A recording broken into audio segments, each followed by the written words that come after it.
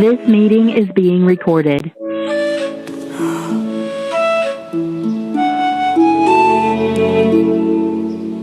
You can touch it.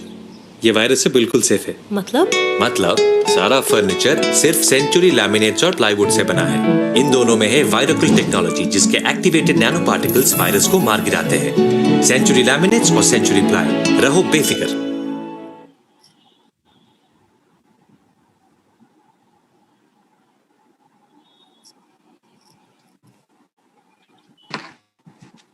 Good evening, everyone.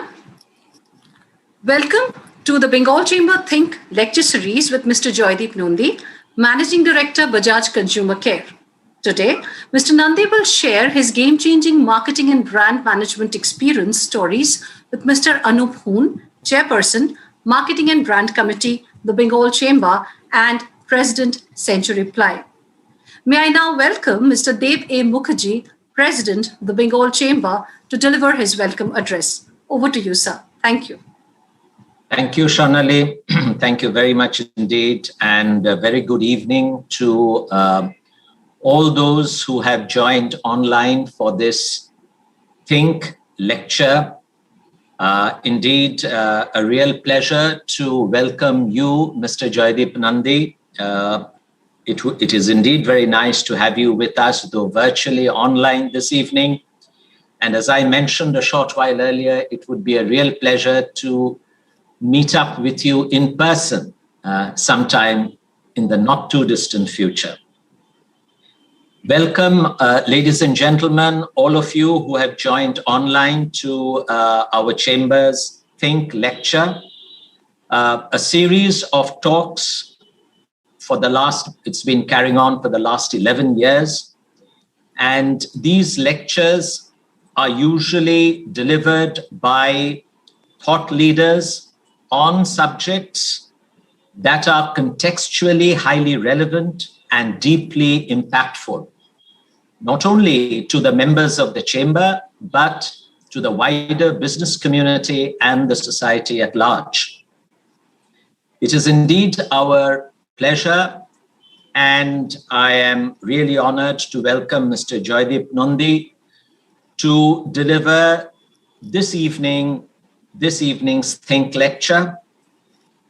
It is customary to introduce the speaker, so allow me to give a very short introduction of Mr. Nandi. He happens to be a Calcutta boy, as I can see. He is an alumnus of Jadavpur University, and also has done his management program from IIM, Indian Institute of Management, Bangalore, and is currently the Managing Director of Bajaj Consumer Care. Mr. Nandi has held leadership positions in a number of companies, notably in Asian Paints and Berger Paints, both in India and overseas. And this evening, he is going to share with us, as Shonali mentioned, his experiences in marketing and in brand strategy, and possibly the engagement process, and all the wealth of experience he has gathered over the years, and enlighten us both in terms of branding, marketing, and positioning products and services in the B2B and the B2C business marketplace. Before, he would also, I am told, engage in a conversation with the chairman of our branding and marketing committee, Mr. Anoop Hoon. But before I hand over to Anoop to take the proceedings forward, may I take the opportunity of also thanking the sponsors for this evening's lecture: Century Ply, International Combustion, GS Marketing Associates, and TCN Global, who have so very kindly supported this initiative this evening. Ladies and gentlemen, we are all keenly looking forward to the talk by Mr. Jaideep Nandi, and over to you, Anoop, to take the proceedings forward. Enjoy the evening. Thank you, Mr. Mukherjee. Thank you very much. Good evening, everybody. What I will start with is actually extending the introduction a little more.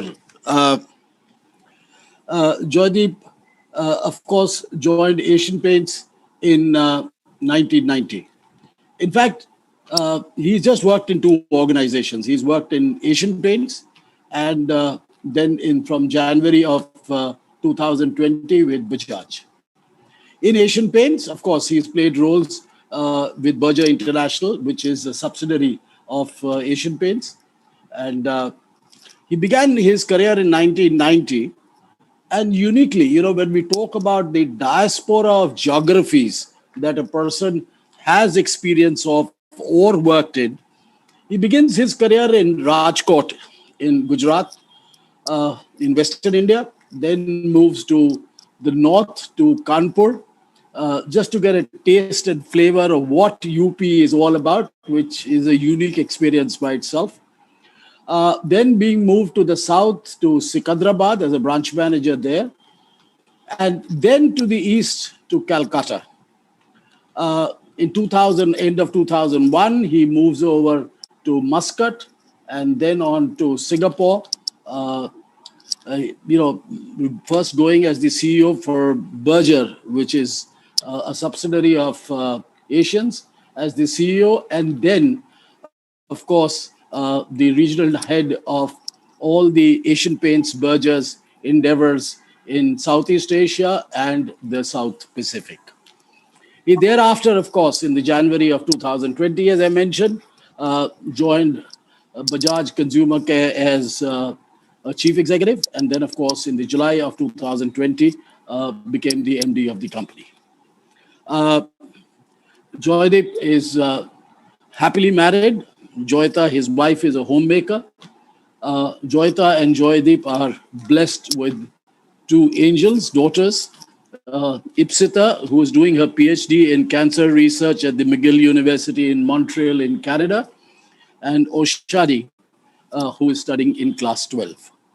I must also mention, and this is a question which I raised with Jaideep one day, Jaideep was the president of the Singapore Paint Manufacturers Association. So I did ask him, I said, how did they allow this Indian to be a president of the Singapore Paint Manufacturers Association with the giants of Nippon and Exo Nobel there? I guess the grounding of Jadavpur University does it all. So, okay. Jaideep, it'll be lovely, if we, probably what happens is the initial years of your work life do leave a very permanent impression. Therefore, what I would like you to do is let's start with 1990, your beginnings at Asian Paints, and that span for the first 6 years, which you do cover, right? So it'll be great if we can start with that. Okay. Thank you, Mr. Hoon. First of all, thank you, Mr. Mukherjee and the entire Bengal Chamber for inviting me for this. I think this is a great privilege for me, and I am really deeply honored for this opportunity to speak to all of your members. So, as Mr. Hoon said, when I joined in 1990, in fact, as you very easily said, Rajkot in Gujarat, to me it was not very obvious, sitting out for that Calcutta boy or being from the east, whether Rajkot is in Rajasthan or Gujarat itself took some time. So we did not have Google Maps then. We had to look at the map and figure out that, okay, Rajkot belongs to actually Gujarat. So that's how Rajkot happened, which was absolutely in the middle of Saurashtra. I mean, it's a different thing that I can speak Gujarati, read, write, and speak Gujarati very fluently, but that's a different thing. But anyway, coming back, when I joined Rajkot in 1990, Asian Paints, that was a watershed year for Asian Paints, because that was the first time Asian Paints was trying to make an entry into the premium emulsion market. So I'll just elaborate very quickly on this. Asian Paints was a very strong company. It had attained leadership in 1967. So nothing new about leadership for Asian Paints in 1990 when I had joined. But Asian Paints was a leader mainly through its value for money products. So tractor distemper, Apcolite, synthetic enamel. These were the products which were for the middle class and maybe for the rural markets. The moment you talk of the elite class, anything that was beyond, it was the domain of a company called ICI. Known then, Exo Nobel, known now, and a product called Velvet Touch really ruled. I mean, that was the product. So Asian Paints wanted to break through that. After a lot of planning, Royal was introduced, and that is the year I had chosen. But unfortunately, within 6 months of the launch, the product bombed. I mean, Asian Paints itself was not known for the luxury emulsions. They got into a luxury product in the product. And that was a real shock because you're trying to go into a segment where you are not known as a leader and you fail in that. I think that was the gumption of Asian Paints, that they bounced back and came back. And what I would like to cover is very quickly is the sales and marketing interplay that happened and how activations actually happened, which finally took us there.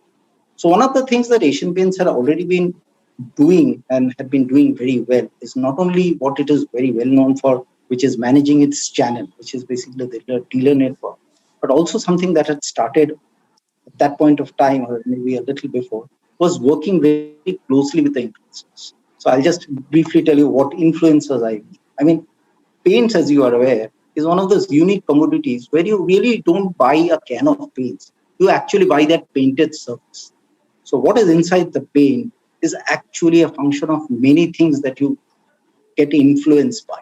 And these are the influencers. Who are these influencers? You have the painters, you have the painting contractors, you have the architects, you have the interior decorators.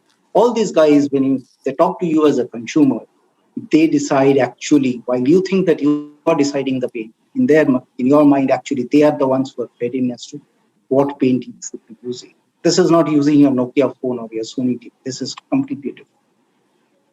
So in that process, Asian Paints actually did a great work in terms of working with each of these characters or each of these sets of. So for example, let's say painters. So painter meets and having a group of 60 to 100 people in the evening, showing them as to what the products are, actually doing tests with them, and then having a dinner after that, and then giving them some coupons for painter schemes, etc. Was something Asian Paints had already started doing. So this was nothing new. Similarly, working with architects, working with influencers, other influencers like contractors, interior decorators was something which was already there. But when this Royal was introduced and we wanted to really go big, just working with 60 painters and 100 painters in a gathering just would not be enough to really break the shackles. So one of the great interventions or inventions, if I can use the word, happened was this entire concept of painter melas. So you have this concept of melas. I mean, melas were there across the country, everywhere. You would have this entire gathering for a day, day two, or even 5 days where there'll be magic shows, your eater eats, so many eats, and as well as you will have all these other plays that will be there, Tambola, etc., etc. So we organized, Asian Paints started owning this paint in this melas. The entire mela will be owned up, and we'll do it only for exclusively for Asian Paints. So we'll all get all the magicians and so on and so forth, employ them for us in a large ground, and then get all these painters with their families coming in. So this was an exclusive event for painters, and they would be coming in, and the entire thing was free for them. So we would sponsor the entire event, and you would get a large mass of people, 1,000 painters, 2,000 painters, and more importantly, their entire families would come. So there was a bonding with the company, and that is the occasion we used to announce. Large announcement centers will announce that this is the painter scheme, Royal is the product, we'll show some EVs as to what the product does in terms of quality, etc., and then push all the painter schemes.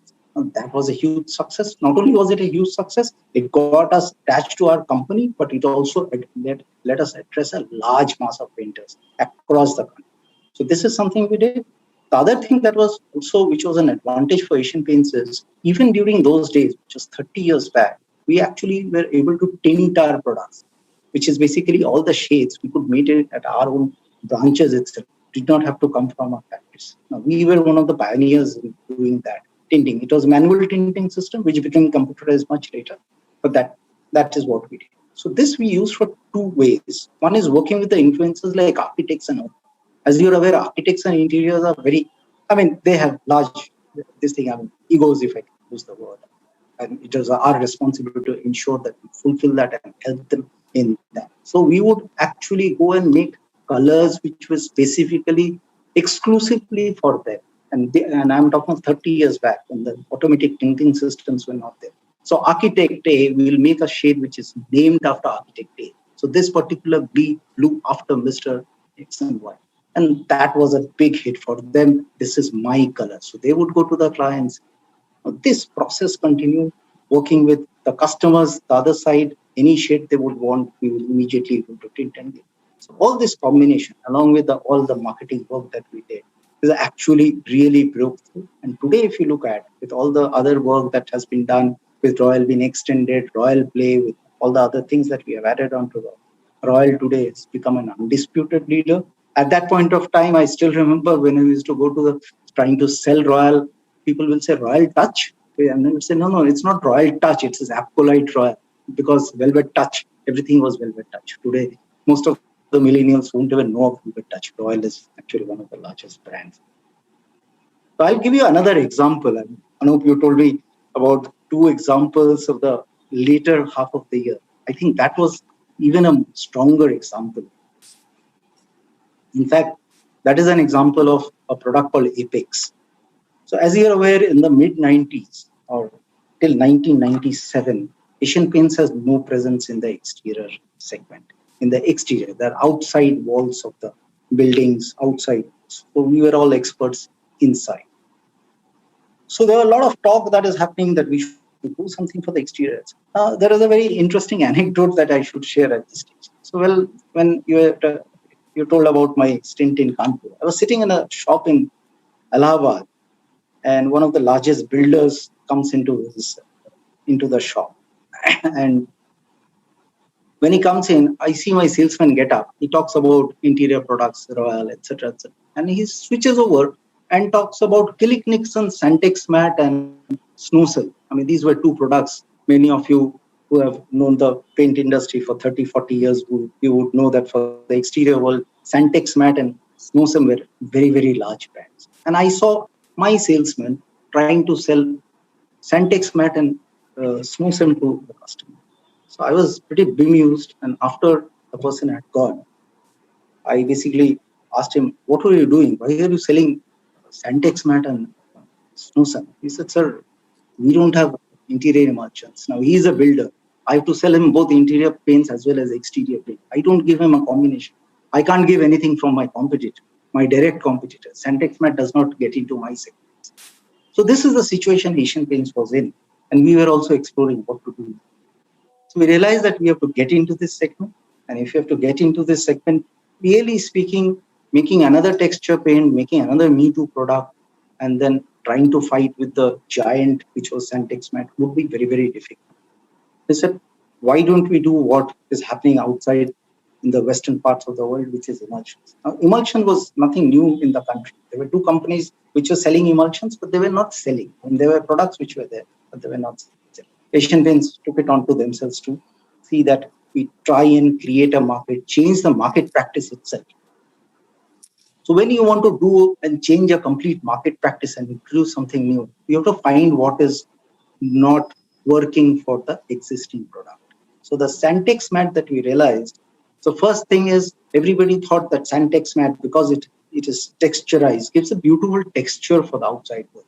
So the first myth we cracked was that while Santex Matte does give a texture, because the outside world is not petite, it's not smooth, you go 10 feet away, if you look at the wall, you will not realize that there is any difference between either a smooth finish or a texturized finish. Really speaking, you can't make out the difference. So that myth was broken. The other thing is looking at Santex Matte, obviously being a rough finish, there'll be a lot of dirt pickup. So a lot of complaints used to come about after painting 3 months, 4 months, there'll be a lot of pickup of dirt that would happen on the surface. So obviously, because it was a texturized sand finish. So that was the first cue for us. The other is, as all of you are aware, in India or many parts of the world, I mean, the exterior wall is all black. You see all black slabs, which is basically the growth of algae on the walls. After a monsoon, after some time, you'll see algae growth, and that continues. So 2 things we had to address. So the first thing, which became a common terminology in Asian Paints, called DPUR, which was dirt pickup resistance. How do you ensure that you make a paint which does not pick up dust? In dusty India, if you can give a product on the exterior wall which picks up less dust, which catches less dirt, and you can wash it very quickly, that itself is a winner. And on the other side, also add a lot of algicides so that algal growth does not happen, so the product lasts. So this was an easy no-brainer for us. These 2 products, we added Apex got Apex was born. 5 years, 6-year warranty, walls look nice. So there are a lot of work that we were anyway doing, what we had done in experienced in Royal in terms of getting into influencers. All that activities were not only started, but also these two products. The products started picking up. The other thing that we added onto this was, as you would be aware, for interior emulsions, it is the homeowner. You buy the paint, and for the exterior wall, you don't buy the paint unless you stay in a bungalow, etc., which is obviously you are the owner. But other than that, in multi-story buildings, you don't buy. Either the society at the beginning, the builder or the painting contractor buys, and when you are already staying in that house, the society or whatever else, that body buys the paint. So large amount of work was spent, time was spent in demand generation, working with those influencers. How do we ensure that the builders buy into this? How do we ensure that the housing societies buy into this? So the entire model was changed. A lot of demand generation activity, getting buy-ins from those people. So that itself gave a huge amount of boost. After a few years, we realized that Apex is at the higher end. We need to introduce something at the lower end. So Ace was born. So Ace was a 3-year warranty product, while Apex went up to 6-year warranty. And further modifications have been done, further product extensions have been done in the last maybe 20 years. This today forms a significant part. The exterior portfolio of Asian Paints forms a significant part of revenue as well as of the profits. So, and that has become one of the real prime movers in the marketplace. Clear leadership. And today, if you look at Tillich Nixon is no more there as a paint company. Santex Max not there. Neither is no. So this is something that is very, very interesting. Neither in the case of Royal nor in case of Apex was Asian Paints the first. We had these activations in the marketplace. They created actually market practice which was. So these were the two brand experiences on that I think. Jaideep, I think that work with architects, naming shades behind architects. Co-creation, when you are in an industry which is selling aesthetics, interior aesthetics, whether you're selling laminates or you're selling veneers or any other things which are there.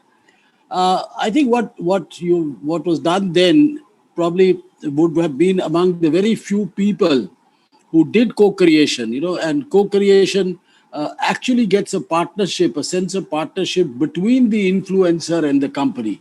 And that buy-in is a very strong, bondage that you really build with the influencer, which really works. I mean, one has heard of this, and I think many other people have used it. I must confess, I've used it at Century Ply also. So co-creation is something which definitely goes a long way. And that my color, because it belongs to you. Absolutely. Right? I wonder whether that had any relationship with Mirawala Pink, but I don't know. So anyway, let's leave that there. The next portion, at Asian Paints, at the time when you were moving in 1997, I think one of the subjects, which is leadership in Bengal and the East, always makes for a very, very exciting narrative. If I look at the 80s, it's the Calcutta companies, right? So you had the Bergers, the ICIs, the Jensens, and the Shalimars of the world, and Asian was treated as an outsider, right? Then you see a change coming in, and I think one of the objectives of top management in Asian Paints was leadership in the East. I'm sure your experience as the divisional manager handling the East would have been really, really an exhilarating experience from the learning point of view. So one would like you to spend time talking about that. Okay, so that was very emotional and a very passionate moment for me as well. In fact, coming back to Kolkata and looking for that elusive leadership position itself was a big challenge and a big event. As you rightly said, I mean, India was divided into two parts. 3 Mumbai companies, Asian Paints, Garware Paints, which later went off, and Goodless Nerula, and the four companies that you mentioned out of Kolkata. And Kolkata was dominated by two of these. All these four companies at different points of time when I went in two of these companies. So journey, as you rightly said, was started in the mid 80s. I mean, that is during your times, actually, if I had to say that. And I think you were mastermind to one of the cult events, so to say, in Asian Paints, which was the Asian Paints Sharad Chomman. So I think a lot of effort that went in Sharad Chomman, as well as Shiromani Purashkar, which was the cultural toys of the city being awarded or recognized. So that was the effort that was started to win the Bengali heart and mind. But what also happened later when I joined in was we were doing our strategy session with Booz Allen Hamilton. And one of the part of the strategy was to see how we can break through in the low market share areas there. So overall, entire East was taken up, and specifically Kolkata and West Bengal. So other than a lot of other things that we did, I would like to spend time on just one single point that we spent on, which is, I would like to call it the democratization of the network, of the channel. So one of the things that we saw, the two large players of the Calcutta-based two companies, was this entire paint market in Kolkata was very, very polarized. So you had Bada Bazaar, which was very, very big, both in wholesale as well as retail. And you had, let's say, Shambhajar in North Calcutta, as well as Central Calcutta, the Ripon Street, and likewise nearby places. And that's where the market. South Calcutta is a little more fractured market, more large players, close to Hazra, Lansdowne, etc. I mean, that is how the market is. So one of the things that we realized is, if you have to fight this, while we have a lot of products, a lot of other painter and so forth experience that I talked about, we really need to get our channel working for us. I mean, we had been doing a lot of work. I mean, by that time, the Bengali customer had already warmed up to Asian Paints, but we needed the channel to support us. And that Bada Bazaar and that, let's say, North Calcutta belt or the Central Calcutta belt alone could not do it. So we democratized the network, and I just covered that. So for us, that North Calcutta was equal to a Behala, was equal to a Kudghat, was equal to a Shalkia, was equal to a Damdam, Santoshpur, upcountry Calcutta. That's where we propped up dealers all across, made them equal in terms of stature, in terms of whatever they got from the company. The Bada Bazaar, the largest of fellows, even the smallest of guys, all where we got that. Other big advantage. So that's how, firstly, we propped up. So we had all these in newspaper inserts, in TV, small ways. We would actually advertise your local neighborhood shop, so that in Damdam you would know these are the 10 shops to go to if you want to buy. You don't have to go all the way down to, let's say, Sham Bazaar or to go to Bada Bazaar. So this is one thing we did. Other thing that had happened, and that was a natural progression that we had, was basically the tinting systems, the automatic tinting systems, whereby you could actually tint the shade that you want and give it to the customer, which was an absolute breakthrough at that time. We were again not the first move, Jensen Nicholson was, but we adopted it very well.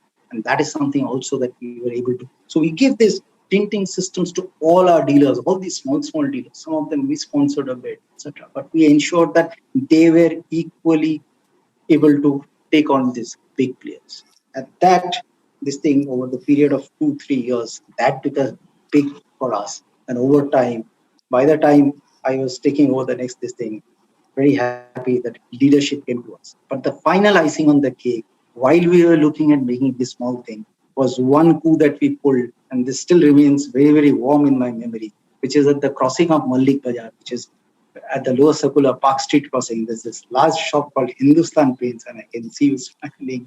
So Hindustan's Paint, which was an exclusive ICI showroom, we actually converted overnight into an exclusive Asian Paints showroom. I'll not get into as to what all happened behind the scenes, but that actually made a statement saying that Asian Paints are done. For me, it was a really very, very warm and emotional moment, and that's where that story ended, for me at least, in 2000 by the time that we had already acquired leadership in Kolkata, West Bengal, because Raniganj, Bankura, all these places were also working and overall.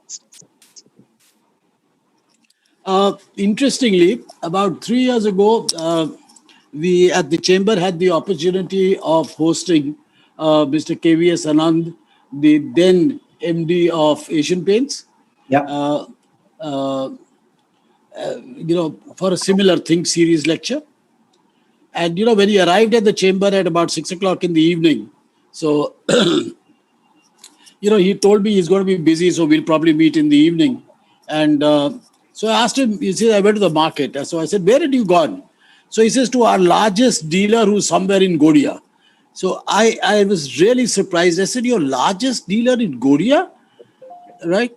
I think the process which you've talked about, right? Probably, those are the after effects of that process, right? And which obviously, because, the growth engines came, on the suburbs of the city, right? And probably that's where Asian Paints really dug their heels in. So, okay.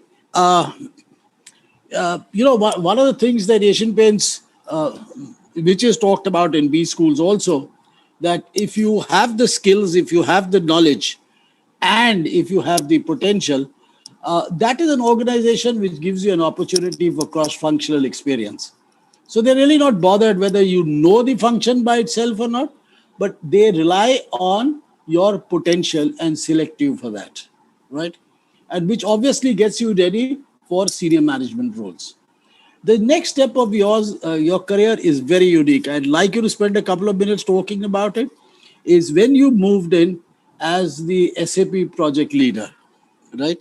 Because coming from digital manager East, SAP into IT, how, why, and what did it give you? Your career, the learnings. Okay, before I start on this, I have to tell you that this was and still remains, and I'm sure till the end of my career, the best assignment I ever.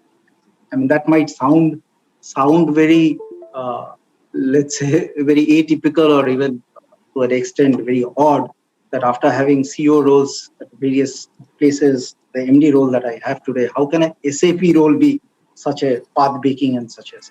Because if you ask me, that is what actually pulled me from a functional role to a general management role. And I mean, he taught me what this thing. I realized that while I was in sales and marketing, while these were two very, very important cogs, they were just about cogs. I mean, that a large wheel also had all these other functions of supply chain, IT, manufacturing, R&D, finance, etc. So that is what it taught me. But before that, before I get into the SAP role, I have to tell you the background of it, where the IT journey of Asian Paints was, I mean, Asian Paints was always ahead of its time as far as IT was concerned. By the time I had joined in, it had a very robust branch operating system, central system. So everything was computerized at that time, which is in 1990 not heard of, in not very commonplace across. We had something which Anoop, you must have yourself used, which is called the distribution master plan, the DMP, whereby you could actually forecast for 1,000 plus SKUs, and you would actually accurately forecast so that you can still maintain the service in those days where everything is. So Asian Paints was already pretty IT savvy.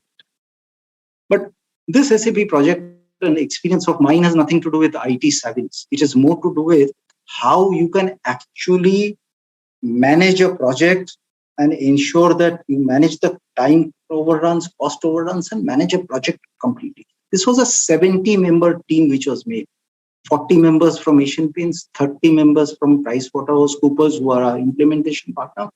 And that team was completely taken out and frozen for 15 months. And we promised ourselves that within 15 months, we will implement all 8 modules of SAP. It was supposed to be extremely tough, this thing in terms of timelines. But it was decided that 15 months will end on the 1st of April 2001. We'll go live. A lot of activity, a lot of looking at what kind of change management had to do, legacy to SAP, etc. A lot of work.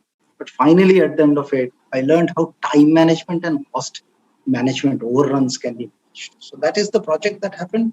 And on the 1st of April, and I'll not get into all the details that we did, a lot of great work happened in the middle. The change management itself was a story by itself. But on the 1st of April, 2001, as we had promised ourselves 15 months back, 93 locations went live without a single hitch, without a single day down. we had gone live. That was really surreal. It still gives me goosebumps that we went. So that is the project. No overruns, no cost overruns, no time overruns. That is the kind of thinking that Asian Paints had the gumption to do, able to manage. So that was one of my best experiences.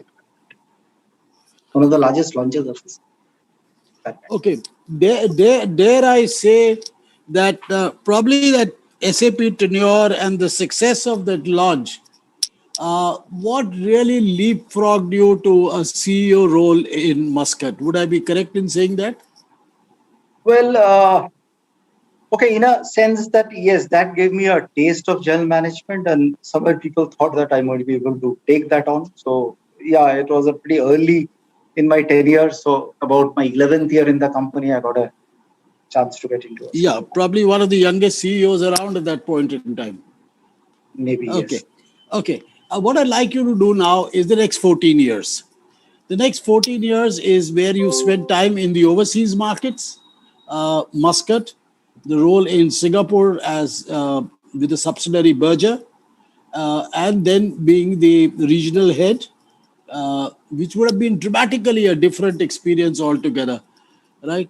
And I think many of our viewers today would like to know what that experience was all about, because when you look at somebody, you're the Asia expert because you've done India, the whole diaspora of geographies which you've handled. So that is what people would like to share the next 14 years. So yes, so it was a pretty different change. So I had always been a sales, a bit of marketing guy, and then I'd done that SAP project, and suddenly I was thrust into general management. So while conceptually I understand how all the functions work, I mean, going and working on it was a different experience, and that too outside the country, where perspectives are different. But at least fortunately for me, my and I today think it was fortunate that I did not go to Singapore first, but I had the docker of Muscat, which was Middle East, which was, I would say, an extension of India to an extent. A lot of Indians, a lot of the way paint was used was Indians. So it really speaking, while in terms of place and the job that I had to do was very different, not too much of trouble in terms of understanding how paint works, etc. So I'll not spend too much time in that part of the market because I also did not spend too much of time in Muscat. I spent about 1 year, 4 months learning the tricks. But Singapore was a completely different thing. So this was our first attempt, so to say, first real attempt to get into the first world. Asian Paints had got into Australia and New Zealand, not really succeeded, got out of it. So Singapore was another attempt to get into the first world market.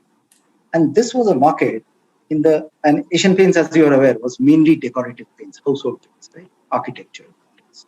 And this was a market, 80% of it was dominated by two giants, Nippon and ICL, now Exxon at that time. 80%. And quickly I realized that the amount of sale that we have in decorative paints is equal to the entire marketing budget of each of these companies. So there is no way that you can make any entry unless there is a long haul cut that we take on that. On the other side, we realize that this is a market where if you were to invest a little more in some of the democratic markets like industrial paints, protective coatings, marine coatings, where you could get closer to the customer and work with the customer, it's much easier to work with that. So try to build a team which was more B2B centric, where you work with the customer, more on customer centricity, more on individual customers. Now, that is not a culture that Asian Paints was used to. So we were trying to actually discover it for ourselves and try and build. And one of the, I should share one very unique experience that I had, which is basically what actually showed us what we can do when you can actually listen to the customer and solve the customer's pain. And it really doesn't make a difference whether you have come, because in Singapore, the other thing that was very important is if you come from India, that means you are not that strong in quality. I mean, quality would be from either US, the western part of the world, or Japan at best, Korea. I mean, that's where quality, that's the sentiment people had from Singapore. So going from a third world country, taking it on and this thing. So we said that let's take on the best of the place. So Shell in Singapore as well as in Brunei. Brunei, as all of you would be aware, before Bill Gates, the Sultan of Brunei was the richest man, right? I mean, that is where oil was. There are lots of offshore platforms that were there where you used to dig oil.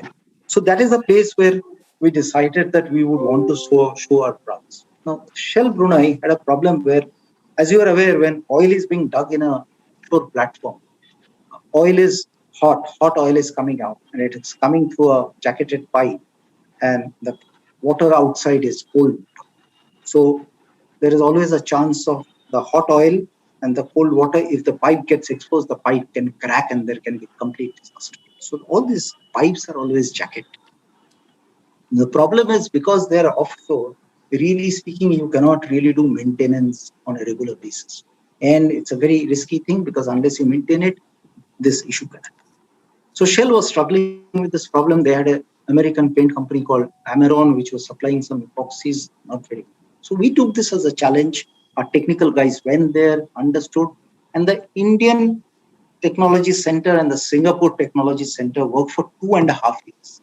And we came out one of our best inventions, which was the underwater epoxy. Epoxy, as you are aware, is like araldite, right? Araldite is an epoxy, which is basically you have one side you have an epoxy, one side you have a hardener, you mix it up, and then you apply, and then the thermosetting work happens. I'm using some technical words, but you can understand. That's how it works. I mean, the two products together. So what happened in this particular case is we developed a product which would actually cure underwater, and that's the beauty of the product, because this is a pipeline which is underwater. So this is, you take an epoxy on one, you take a hardener in one hand, mix it up, and divers would go down and apply it on the pipes. So it was an absolute phenomenal success. It took us about 6 months to establish the products. 3 years after we actually started doing that, but it was a phenomenal success. And the best part is, which was costing us about $10 a liter. For 2 gallons, it would be about $75 was the first price for us. We were selling it for $500. That is the kind of money, and Shell was absolutely thrilled. Till I left much later, that was an exclusive product for us, and it was this thing. It also gave us a lot of. So a lot of it in these kind of countries is looking at opportunities that you can take. I mean, finally, at the end of it, you have to look at what your company's strength is and where you can make it. I mean, we could have always tried to do what Asian Paints is good at, which is the decorative paints. But really speaking, in that market would have been very, very difficult. So this worked. So this is as far as the Singapore work was concerned. But as a regional head, I realized that if you have to become big, Singapore, that small market of Singapore really can't do it for you. So one of the biggest markets that was there, which we had to crack, was Indonesia. Now, Indonesia is very interesting. I mean, if I were to tell you the land mass of Indonesia is 58% of India, I mean, it is not very intuitive, right? Because they're so small, tens of thousands of islands, other than the islands of Java, Sumatra, Kalimantan, and Sulawesi at best. Most people would not even imagine these islands. So 58% was land mass. GDP was 46%. Population is 20%. So that is a large country, 20% of India's population. And the GDP to per capita income is 2.4. Even at purchase parity also it is. So, and a high domestic consumption. Very, very similar to India. And this is a market we had to capture. So I went into that market with that idea of getting an acquisition. And this is some of the things that you are saying, Anoop, what you need to learn about cultures. So I had already been used to the Chinese culture of Southeast Asia. So I understood, I thought I knew the Chinese.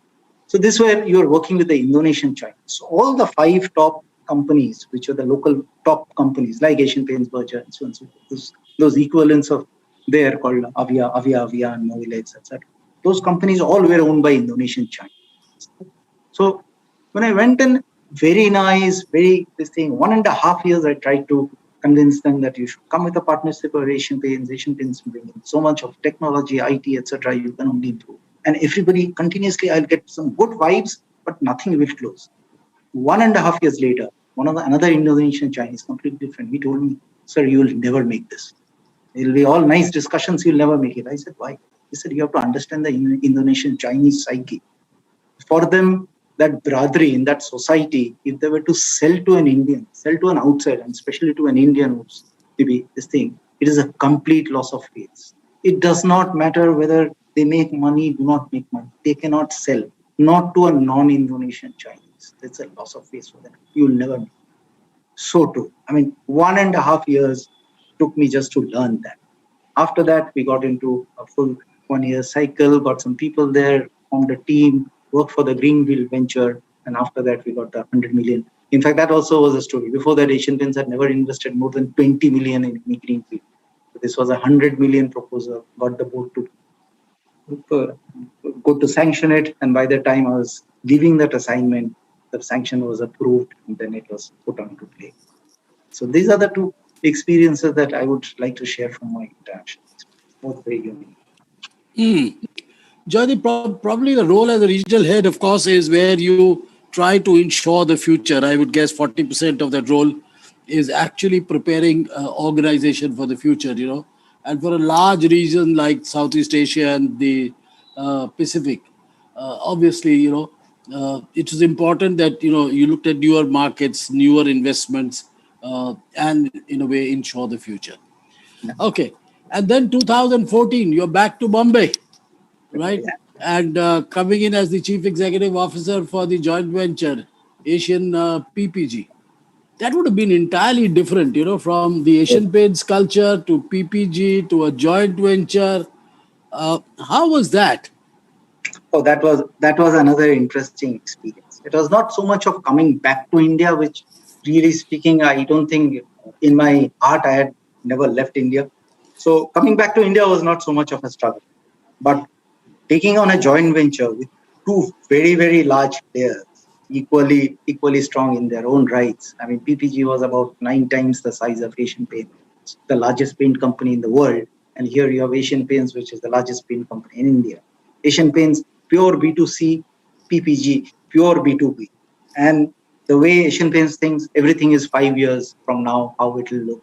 Everything PPG thinks is what will be my next quarterly results, like a MNC, typical blue-blooded MNC, and trying to marry their expectations and managing the business itself was another story by itself. But more importantly, the time I came in, I think 2014, the industrial paint cycle itself had gone through a lot of curves. Asian Paints PPG, which had just been born in 2012 after the merger happened between these two companies, was not at the best of situations. The profits were under pressure. And one of the first things that I came in, and I had come back from Singapore, which I had got some exposure of non-decorative business. The first thing that I thought might be not that right is exactly what it was, which is basically the entire process systems legacy of Asian Paints had been copy-pasted in a B2B business, which was purely from a B2C background. So Asian Paints, strong in B2C, large-scale decorative mindset, was copy-pasted, so all the processes. So it required a complete overhaul. In fact, one of the funny situation was while that overall was happening and we were looking at, the general manager, the head of supply chain actually comes to me and very, very flustered. 23 years in Asian Paints. By that time, I was 25. So anyway, so he comes and says, "Sir, this is not how we do things in Asian Paints." And I was like, wow, I've been in Asian Paints for 25 years. Somebody who's in 23 years telling me this. So this was the mindset. Okay? This is the only way we do. In large companies, that's what happens. You also have some fixed mindset. Okay? When you are successful in a particular model, how can anything be? But this required something. So it's setting up the planning systems, manufacturing systems, sales processes, all this to be. But more importantly, what we did, and I'll give you some examples of that, we created a customer service cell, which had a team of supply chain, business development, quality. I mean, this was the team which we created single looking at key customers. And I'll give 2 examples of what this team did.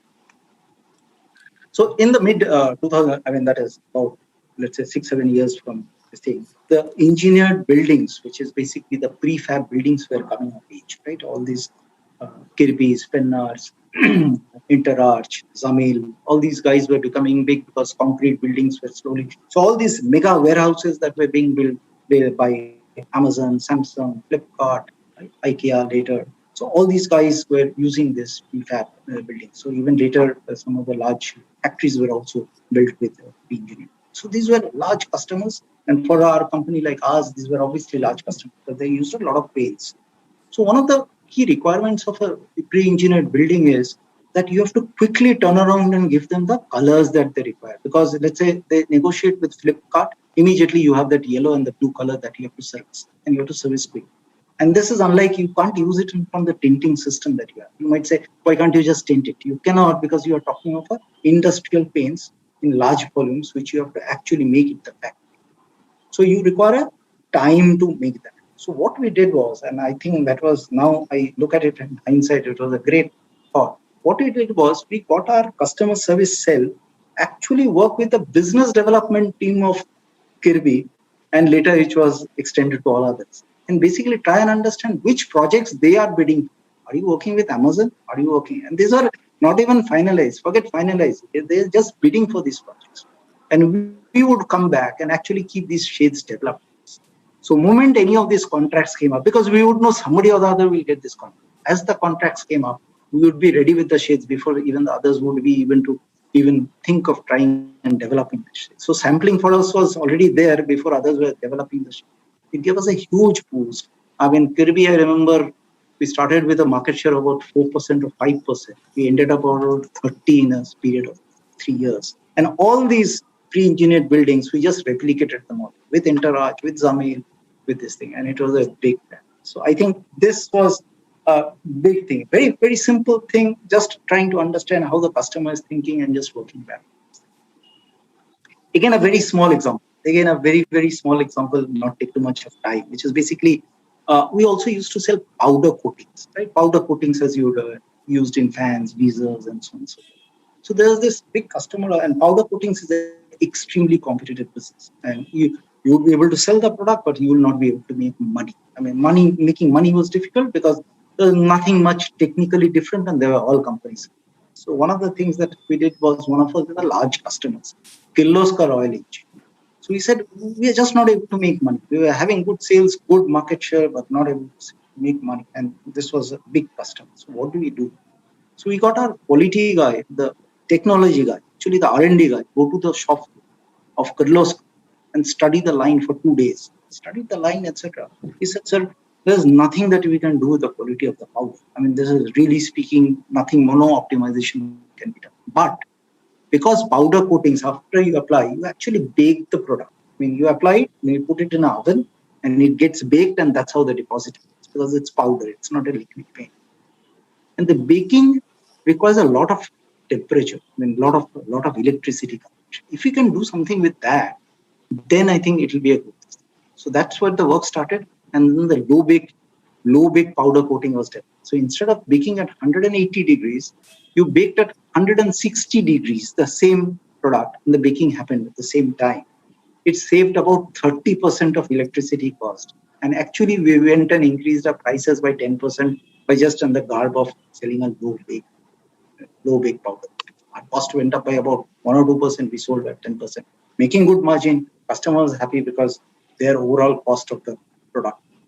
So these are certain small examples where you address a customer pain and you actually make it. Both very, very nice experiences that I had. So, Jaideep, from whatever I understood, in the initial 8 or 9 years, the joint venture was actually having losses, and losses is not something which Asian Paints is used to. yeah, Right? that is correct. So, however, that changed. Will you spend a minute on that, please? So I think, see, two things happened. One is in that period, 2014 to 19, fortunately, some of the markets also opened up. Some of the areas that we were focusing on in terms of capability building actually did well. We also upgraded our product. This thing, we were selling the lower end of the finishes. So with PPG's help, etc., we went on, started selling into the windmills, to the oil and gas segment, where we this thing. So much of the larger this thing, and some of these things that I just told you, which clearly straight away addressed our gross margin. So biggest issue was that we were not making enough money from the paints that we sell. So that improved, and for the next 5 years, all 5 years, the company actually turned profitable, and last year was one of the best years in terms. So both in terms of top line growth as well as in this thing, we did that. I mean, I'll have to get into far more details as to what else has happened, but most on the customer side, upgrading the customers and getting into the higher end of the products and looking for consumer solutions. More this B2B approach, I think, actually worked wonders for them. So at least established Asian Paints also as a company which can sell industry. Okay, at the end of it, the two or three takeaways which I'm living with from listening to you. One, of course, is that innovation, which whether you talk about Apex or whether you talk about the Shell experience in Singapore, right? Whether you talk about PPG and the low bake as far as Kirloskar. So innovation was one end. Other is listening to the customer and, working with the customer. So that customer connect, I think, comes out very, very clearly, right? That is where one of the strengths lay. Okay, before we sign out, uh, you know, nearly 30 years, 29 years and maybe 8 months Yes, in Asian Paints. that's correct. So, what are the final thoughts? Because, Asian Paints, if I understand it correctly, uh, it grows on you, right? You become very much part of it. And I think all through your life, you're going to live with that. So, some parting thoughts on Asian Paints, the company which you have carried with you. Okay, I think one of the lasting thoughts of Asian Paints is it always changes. It is actually like a chameleon which always changes with the changing of times. When I joined, it was that Gattu, R.K. Lakshman Gattu with the paintbrush, that boy with the paintbrush, right? So in the about 15 years back, when that went, everybody, we were completely aghast. How can Gattu go? But then Gattu had to go because Gattu was more the village, more the sentimental thing, and we were looking at more getting more urban, more chic as a product, as a company. So that's how the Asian Paints with that trip came in. Now, over time, we realized that why only paints? Why can't we get? If I am anyway being having so much of equity with you as far as your house is concerned, why can't I get a higher share of your wallet? So why not your bathroom? Why not your kitchen? Why not your water? So that's how Asian Paints went into all these areas. And you see today, Asian Paints is no longer Asian Paints. It's just an AP. The brand of Asian Paints is just AP in the ribbon form. It's no longer Asian Paints because the paints has gone out because we just want to be all there. So that's the beauty of Asian Paints. It's not stuck. It listens to the customer. It's dynamic and continuously keeps evolving based on it. But if you ask me, all that is very fine. Many good companies do that. For me, in my 30 years, if I were to end it all, I'll just say Asian Paints for me was all about its people and the culture, the empowerment, empathy, passion, pride. This to me was, it was always your own company. We were Asian Paints, Asian Paints. That's it. Joydeep, thank you very much. That last bit is really emotional. Okay, I have a whole host of questions which have been given. I don't know how many you will be able to answer. Yeah. But can I limit it to about 3 questions? Is that enough? Your choice. I'm good. Okay. Absolute interesting journey. Yeah. Okay, the first question, I'm reading the question as it has been given to me. Please. What is the brand purpose of Asian Paints? How had it added value to company's vision and mission? Okay, so that's where I ended that story. That brand mission or the brand value that Asian Paints had has kept on changing. So if you look at the times that we joined the company in 1990s, Asian Paints was supposed to be a brand for everybody, within everybody's reach, even for the household, even the smaller towns, smaller cities, smaller villages. Asian Paints was there for you. Why? Because at that time the ruling of the roost was by the multinationals who would really not go beyond a certain level in terms of depth as far as the cities were concerned. And Asian Paints was willing to go to the smallest of villages, and that was the brand. As times changed and evolved, Asian Paints became, as I said, not only will you be part of that, so even the lower end of the paint cycle was introduced with Utsav and so and so forth, which was even below what we had earlier in Tractor.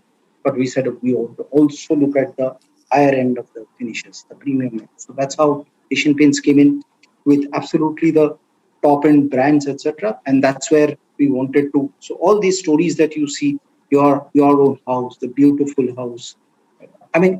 everything beautiful homes that we are talking about. We were talking of anything aspirational that you require as far as paint is concerned. It has to be Asian Paints. The buck stops here. Anything to do with premiumness, this is where the buck stops. So in terms of quality, in terms of range, in terms of the kind of products, aesthetics, etc., that is what it is. In terms of customer service, in terms of service that you would the best in class services.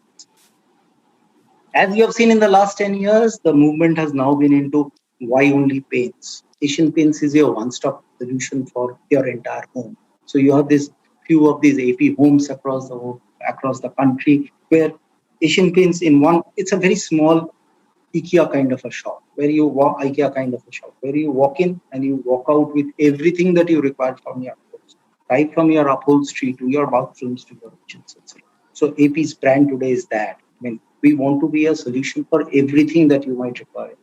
You require waterproofing, there we are. You require bathrooms, there we are. You require kitchens. So that's how the evolution of Asian Paints brand is. It has continuously kept on moving. And I'm sure 10 years later, somebody speaks of Asian Paints, the brand will move. So, yeah, that's... Okay. The next question, which is there, given the fact that you joined Bajaj just before the pandemic, what measures in terms of distribution and brand has Bajaj Consumer Care undertaken to remain relevant amongst the target group?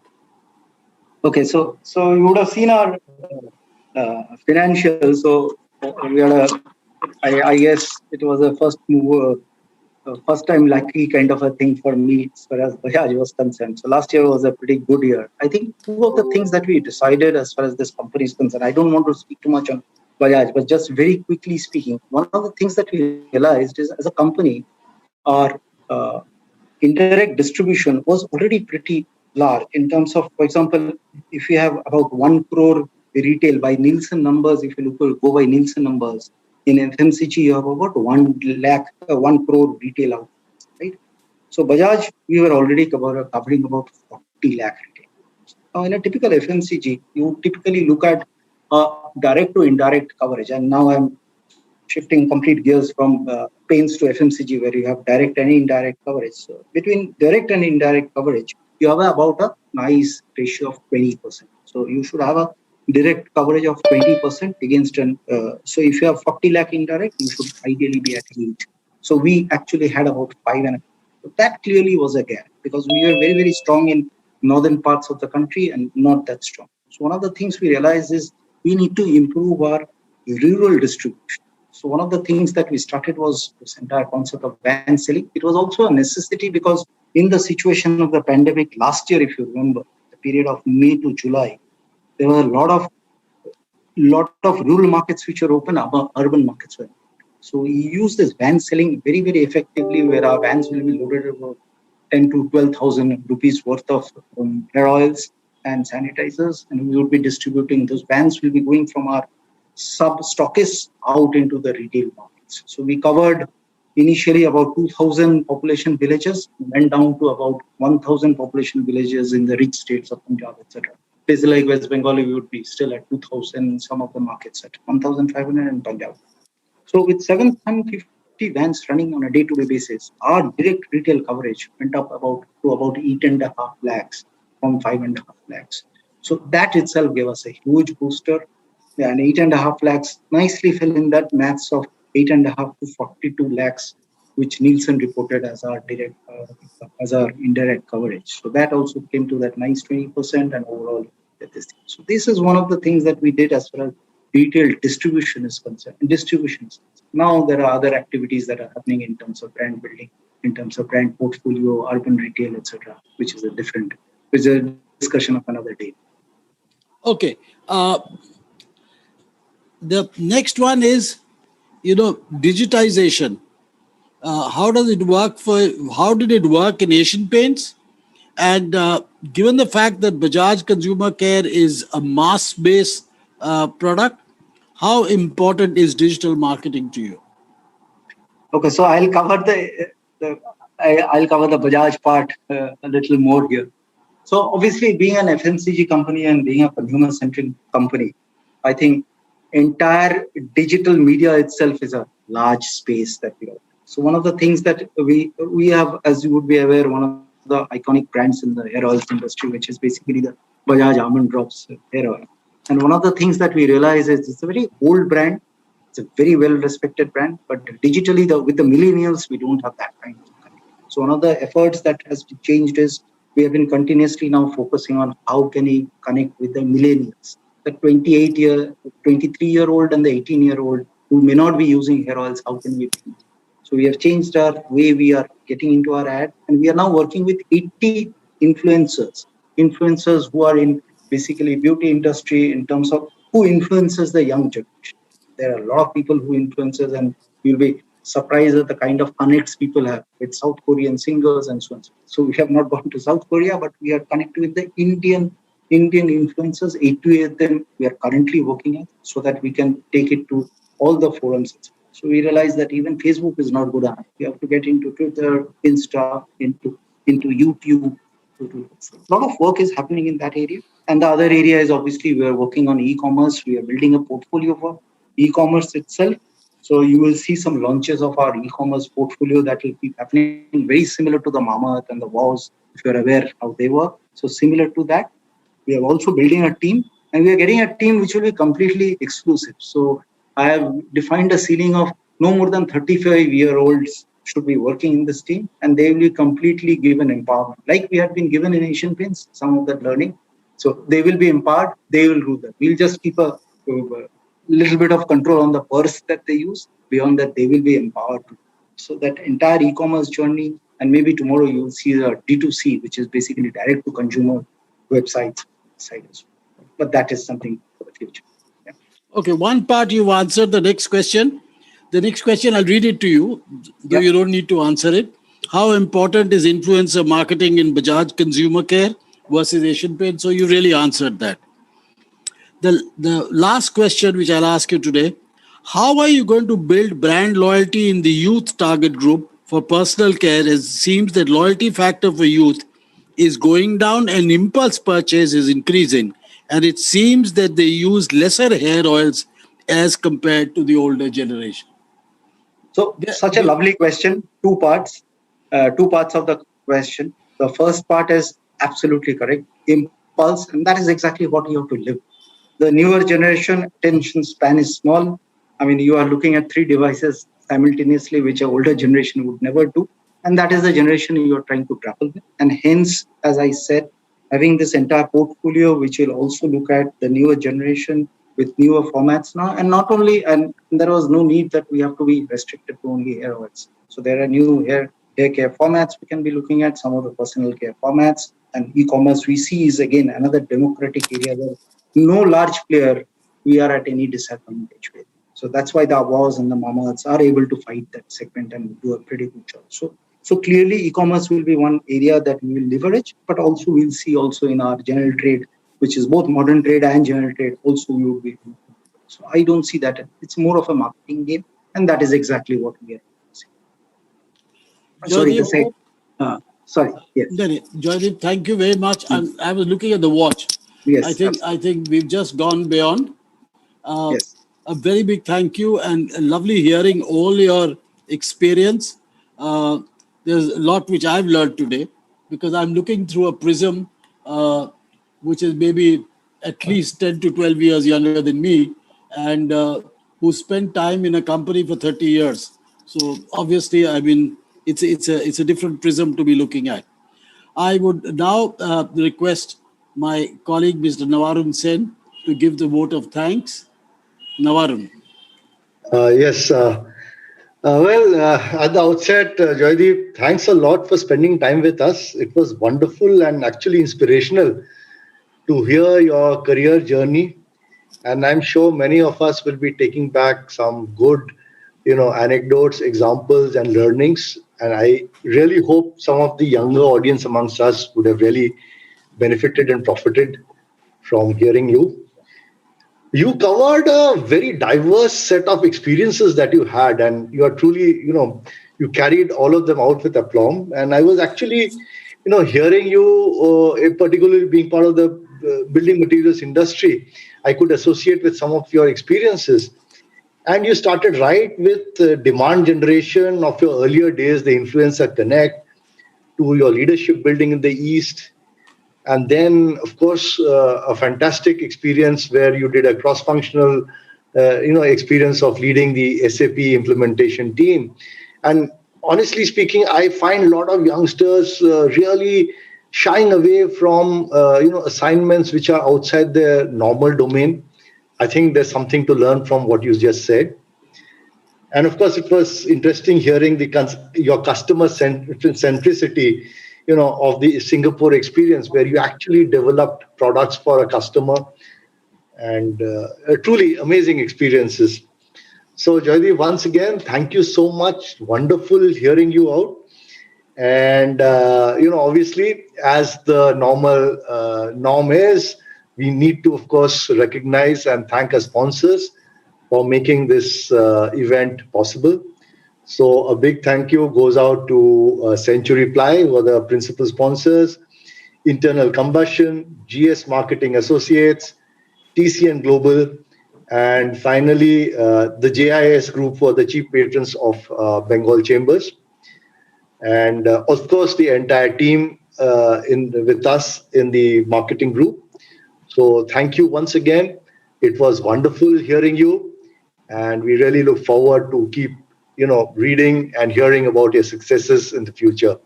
So thank you so much, and have a great evening. It was an absolute honor and pleasure. It was an absolute privilege. Thank you so much for inviting me. Thank you. Thank you, Navarun. Thank you, Jaideep. And whenever you are in Calcutta next, you must take time out, and we will host you at the chamber.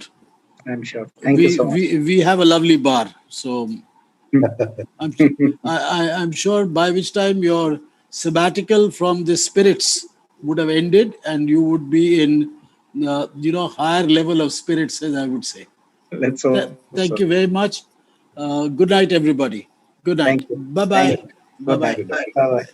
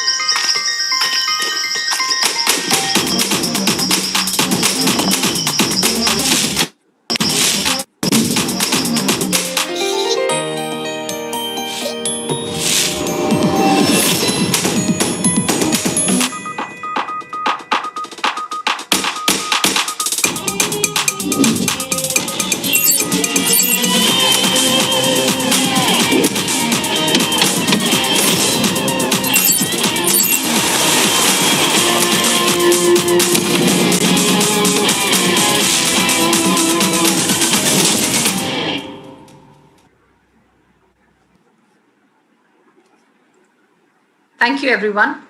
Good night. Thank you, Swarnali. Thank you, Shaurajit. Good